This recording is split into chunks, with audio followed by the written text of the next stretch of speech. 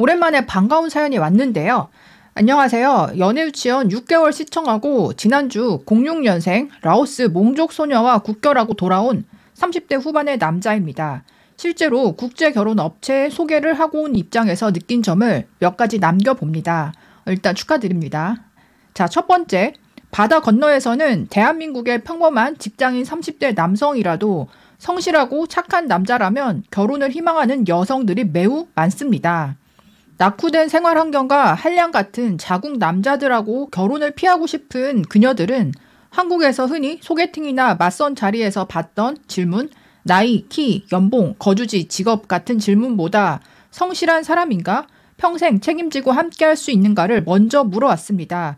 국내에서는 육각형 스펙을 맞추기 위해 스트레스 받으며 결혼을 준비해야 했고 조건만 따지는 질문에 염증을 느꼈었는데요. 국내혼이라는 국적을 포기하고 국제 결혼으로 시야를 넓히면 평범한 한국 남성도 충분히 매력적인 신랑감이 될 수 있고 좋은 사람을 만날 수 있었습니다. 더 많은 분들이 이거를 하나의 기회의 창으로 보셨으면 좋겠습니다. 한국 평범한 남자에 대한 수요도가 훨씬 높다는 점이죠. 이거는 다른 분들이 공통적으로 말씀하시는 거죠. 두 번째, 와이프가 어리고 예쁘다. 제가 다녀온 라오스의 몽족은 16살부터 자국민끼리 결혼을 할 수 있고 19, 20살이 결혼 정년기, 21살부터는 노처녀가 되기 시작하는 나라입니다. 제가 어린 여자를 만나고 싶어서 찾아다닌 게 아니라요.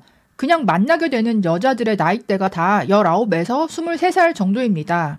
가장 늙은 여자와 가장 비싸게 결혼하는 우리나라의 상황을 생각하면 한국 남자들에게는 정말 말도 안 되는 세계관이죠. 게다가 외모도 동남아스럽지 않고 베트남보다 훨씬 더 한국 사람들처럼 생겼습니다. K-뷰티 버프를 안 받았는데도 이 정도면 관리만 잘 해준다면 평범한 한국 여자보다 훨씬 이뻐질 가능성이 높다고 봅니다. 그러니까 어리고 이쁘다 이거죠. 평균 키는 다소 작지만 몸매도 우리나라 여자들보다 압승입니다. 무엇보다 어린 나이에서 느껴지는 생기, 작은 것 하나에도 까르르 웃는 모습은 그동안 만났었던 30대 여자들에게서는 한 번도 느껴본 적이 없는 새로운 감정을 다시 심어줍니다. 해외에는 20대 초반에 결혼하는 문화권이나 국가들도 꽤 있잖아요. 사회마다 많이 다르고 선진국일수록 또 학력이 높을수록 결혼이 미뤄지는 경향이 있는데 한국에서는 이미 30대에 돼야 결혼을 하는 문화이다 보니까 남자분들 입장에서는 문화권만 바꿔도 20대 여자를 쉽게 만날 수 있다는 그런 차이점이 있어서 세계관이 달라진다. 이게 정말 맞는 것 같아요. 그리고 나이 차이에 대해서도 한국에서는 솔직히 한 5살 정도 차이만 나도 30대 여자들도 기피하는데요. 해외에서는 여자분들이 20대에 결혼을 하기도 하지만 남자 나이 차이를 한 10살까지는 우리나라에서 2-3살 차이 생각하듯이 그 정도로 받아들이고 있다 보니까 한국 남자 입장에서는 신세계일 것 같아요. 세 번째, 옛날 가부장 제도 세계관이라 남자를 존중해 줍니다. 애초에 후진국이라서 페미 같은 개념 자체가 없습니다. 남자는 일을 하고 돈을 벌어 가정을 책임지며 여자는 집안일, 아이들을 돌보고 남편을 존중하는 문화가 자연스럽게 이어져 있습니다. 제 아내는 밖에서 같이 다닐 때에는 항상 제 뒤에서 손을 잡고 따라오고 큰 소리로 말하지도 않습니다. 그렇게 하는 게 예의 있는 여자라고 생각하더라고요. 대신 둘이 있는 편안한 장소에서는 애교나 애정 표현도 정말 많고 스킨십도 잘 해줍니다. 많은 남성들이 꿈꾸는 이상적인 아내의 모습이 아닐까 생각합니다. 그리고 아이도 3명 이상 낳고 싶어 합니다. 우리나라 기준으로 하면 한참 어린 나이이지만 라오스 세계관에서는 한 가정에 아이 서너 명이 기본이라서 아이를 낳아주는 것이라는 개념이 아니라 결혼하면 다자녀가 당연한 것으로 받아들입니다. 이제 결혼을 했으니 빨리 아이들을 낳고 행복한 가정을 이루고 싶어 합니다. 한국에서는 결혼도 늦게 하지만 아이도 하나 낳고 끝내는 분들이 많고 그 하나 낳는 것마저도 낳아주는 거다. 여자만 희생을 하는 거다. 그러니까 남자가 뭔가 보상을 해야 된다. 또 외벌이 남자에게 가사와 육아를 같이 책임을 부담시키는 가정들도 은근히 있잖아요. 그러니까 그런 사례들을 봤을 때는 한국 남자 입장에서는 솔직히 결혼해서 경제적으로도 가장이 되어야 되는데 가사 육아에 있어서도 여자를 만족시키기 힘들다. 그렇게 예상이 든다면 결혼 자체에 대해서 회의적으로 생각할 수밖에 없고요. 물론 모든 여자나 가정이 그런 건 아니겠지만 확률이 높다 보니까 남자 입장에서는 국제 결혼을 선택했을 때 가장으로서 존중받을 수 있다. 이게 큰 메리트로 다가오고 남자분들이 보면 맞벌이를 꼭 하고 싶다기보다는 외벌이를 하더라도 아내가 정말 가사, 육아 이 부분에 있어서 책임을 좀 져주고 남편에게 존경심을 보여준다면 내가 정말 외벌이 뼈 빠지게 해도 괜찮다고 생각하는 분들이 많거든요. 이런 파트너십을 한국에서 결혼했을 때 기대하기가 점점 어려워졌다는 거죠. 며칠 전에 인스타그램을 봤는데요. 4대 모녀가 함께 그 릴스를 찍은 건데요. 증조할머니가 54년생, 그 아래 따님이 76년생, 또 그 아래 따님이 2001년생인가? 그리고 그 따님이 작년에 아이를 출산했더라고요. 그래서 이제 4대가 함께 모여 있는데요. 출산 정년기로 보면 그게 맞는 거잖아요. 근데 한국에서 워낙 늦게 결혼을 하다 보니까 요즘에는 거의 찾아보기 힘든 광경이 된 것 같아요.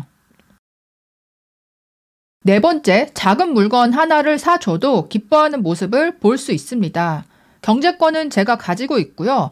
무엇을 해줄지도 제가 정합니다. 하지만 한국 여자들처럼 호캉스, 오마카세, 해외여행, 명품에는 애초에 원하지도 않고 관심도 없습니다. 작은 팔찌나 옷을 사줘도 정말 신중하게 고르고요. 선물해주면 두 눈을 반짝이며 진심으로 기뻐합니다. 작은 거 하나에도 너무 예쁘게 웃어서 그냥 저절로 더 챙겨주고 싶어지더라고요. 서로 웃고 행복해질 수 있는 게 이렇게 작은 것으로 가능했구나라는 거를 20대 초반 이후에 정말 오랜만에 다시 깨닫게 되었습니다. 국제결혼을 고민하시는 분들이 현지 돌격을 해보시든 저처럼 업체를 통해서 해보시든 한 번쯤 용기를 꼭 내셔서 도전해 보시기를 추천드립니다. 한국에서는 상상할 수 없었던 새로운 세계가 분명히 존재합니다.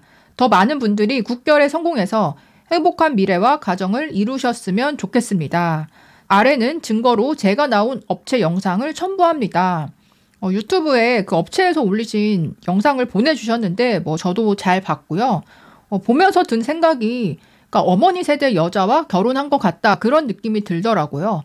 우리 어머니 세대들 보면 열악한 환경에서도 20대 초중반에 일찍 결혼하시고 아이도 둘 이상 낳으시고 또 이제 살림 육아 전적으로 담당하면서 아껴 쓰고 검소하게 가계부 쓰고 그러셨던 분들이 많이 있었잖아요. 물론 외국인과 결혼해서 이제 국내에 데려와서 같이 정착을 한다는 게 쉬운 일은 아니겠지만 남자분들께서 그거를 어려운 거를 알면서도 국제 결혼을 하시는 이유가 가정에 대한 헌신도 또 남편에 대한 존경심 이런 부분들이 한국 여성들과 외국 여성들을 비교했을 때 너무 큰 차이가 나기 때문에 국제 결혼이 훨씬 더 메리트가 많다고 생각하실 수밖에 없는 것 같아요. 또 출산을 많이 하다 보니까 한 세대만 지나가도 국결의 비율보다 이 태어난 아이들의 혼혈 아이들의 비율이 훨씬 더 높아질 거라서 정말 다문화 국가가 되지 않을까라는 생각이 드는데요. 어차피 한국 남녀끼리 지금 결혼도 하지 않고 앞으로도 이분들끼리 결혼을 할 가능성이 매우 낮은데요. 남자분들이 국제 결혼을 적극적으로 하시는 것 외에는 결혼율, 출산율을 올릴 수 있는 방법은 더 이상 없겠다라는 생각이 저도 요즘에 방송하면서 많이 들더라고요. 이게 제가 한국 여자분들을 싫어해서 그렇게 전망하는 게 아니라 그냥 팩트이다 이렇게 생각이 들더라고요. 여러분들은 어떻게 생각하시나요? 또 사연자에게 질문도 남겨주시면 좋을 것 같습니다. 그럼 다음에 또 만나요. 안녕.